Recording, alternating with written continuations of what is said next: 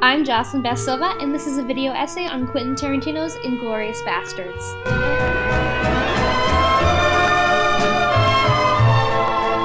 Inglourious Basterds, Tarantino's 2009 historical fiction movie, is a reimagining of World War II set in France, focusing on a group of Jewish American soldiers fighting a guerrilla war against the Nazis, as well as a Jewish movie theater owner who receives an opportunity to assassinate the German high command. The film is split into chapters, much like a book.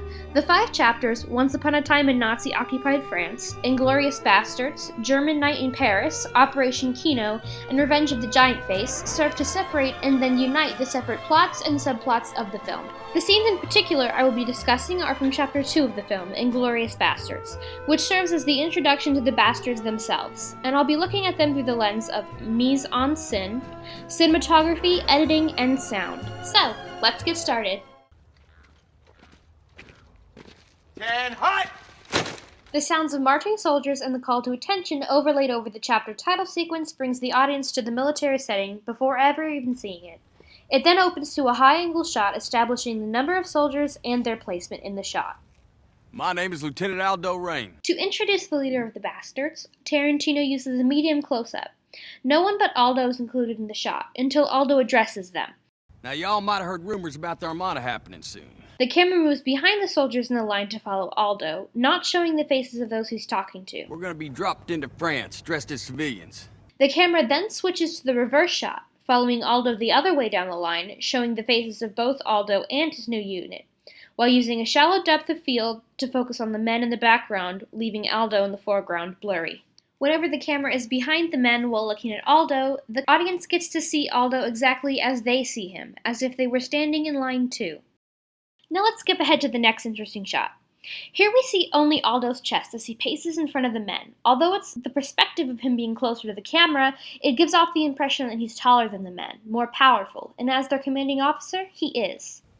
We will be cruel to the Germans. This is a close-up to highlight the intensity of his words. It stays on this tight and close shot as he continues to explain the Bastards' jobs and the brutal nature of them. Next we see a shot of the only soldier whose face we have not yet seen, Donnie, Aldo second in command. Giving him his own shot and situating him away from the other soldiers helps to indicate his importance, before returning to that same shot of Aldo. Skipping ahead again, we find this shot.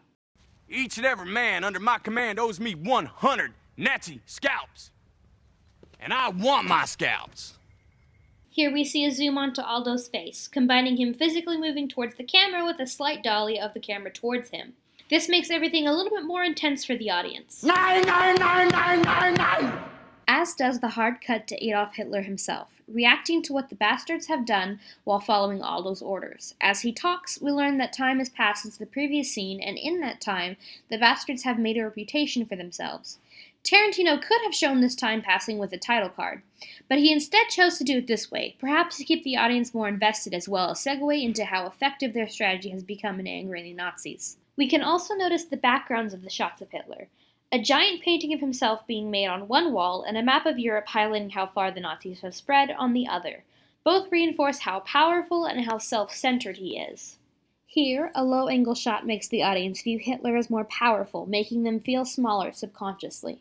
Next we see Private Butts, the lone survivor of a Bastards attack, being led to meet with Hitler, to relay the story of the attack. His description will be cross-cut with the actual attack itself. Ein Mann hat uns bewacht. Die anderen entfernten die Haare.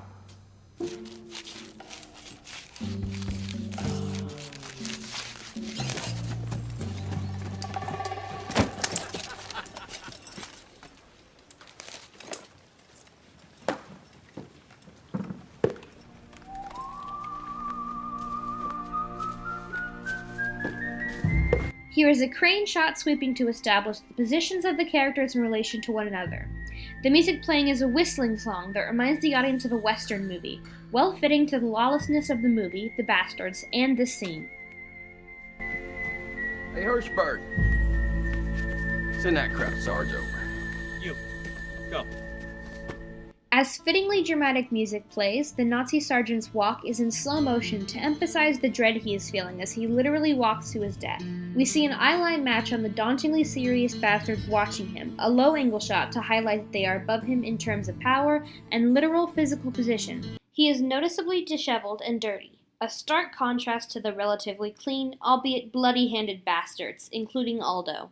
After he sits down at eye level with Aldo, we see another low angle up at Wiki Air? another Bastard. The scene continues with a shot-reverse-shot conversation between Aldo and the sergeant.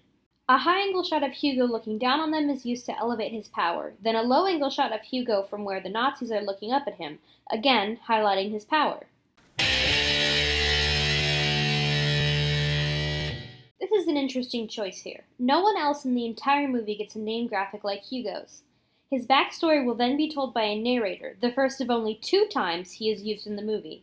The narration plays over a montage of Hugo's Nazi killings, both explaining his backstory as well as showing the brutality and variety of his kills. These highlight the uniqueness of Hugo's character. A German soldier who turned against the Nazis and joined the Bastards, setting him apart from the other characters in the film introduced so far, who have all fallen squarely on one side of the division between the Germans and the good guys, or the other.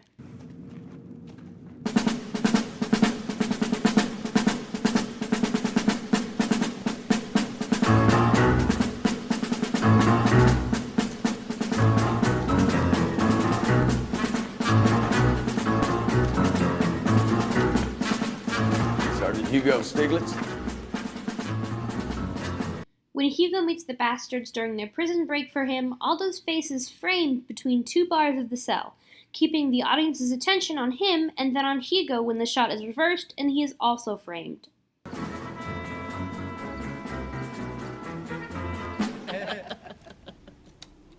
We are shown Aldo and the sergeant sitting face to face at the same height, which makes sense as Aldo is politely asking him for information, rather than ordering or threatening. Their power balance is that of equals. I respectfully refuse, sir. Hear that? Yes. It's Sergeant Donnie Donowitz. You might know him better by his nickname, the Bear Jew. The sudden sound effect of the tapping and its echoes combined with Aldo's whispering makes the audience just as surprised and as anxious as the Nazis. We also see that Aldo has shifted, making himself slightly taller than the sergeant, elevating his power as he begins to threaten him for the information. Donnie! Yeah! Guy's German here wants to die for country. Oblige him. This low-angle POV shot looking up at Aldo as if he were the sergeant makes the audience feel helpless.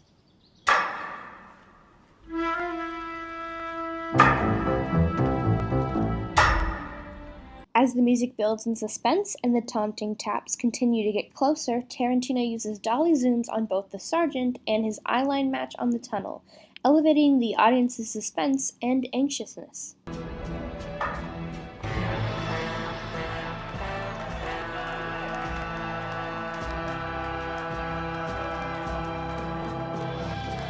The heroic music hits a crescendo as Donnie appears. He is always shown with a low angle or a Dutch angle while he stares down the sergeant, making the audience feel helpless and uneasy.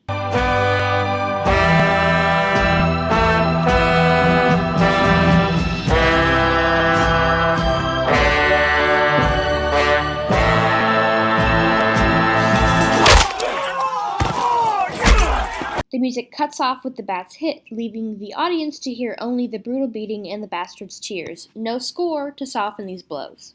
A crane shot pulls out to show scale. We get various close-ups on the reactions to the beating. Tell him to point out on this map the German position. Dann zeig uns auf der Karte, wo die deutsche Stellung ist. The interrogation plays out as one long shot, the camera moving fluidly between the prisoner, interrogator, translator, and the map. It also helps keep the tempo fast, as well as literally direct the audience to which of those is most important at the time. As I mentioned before, this scene is cross-cut with the scene explaining the attack to Hitler. Nazis survived the war. When you get home, what you gonna do? Solltest du den Krieg überleben, was machst du, wenn du nach Hause kommst? Ich werde meine Mutter umarmen, wie nie zuvor in meinem Leben. He's gonna hug his mother. The leaf that lands on Wiki's chest can be seen as imagery. The yellow star-like leaf resembles the yellow stars of David's that Jews were forced to wear to identify themselves early on under the Nazi rule. It serves as a grim reminder of the persecution of Jews under Nazi rule and can make the audience feel better about actively cheering on the Bastards' brutal treatment of the Nazis. So I'm gonna give you something you can't take off. A POV shot with a dolly zoom is used to show what Hitler is seeing as he moves closer to examine Butts' forehead.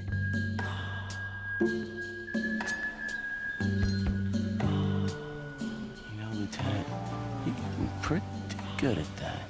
The scene ends on a very low-angle POV shot from Butts looking up at Donnie and Aldo, leaving the audience to view them as the most powerful people in the scene. More can always be said on these scenes, but I'll leave it here for now. Thank you for watching, and I hope you enjoyed.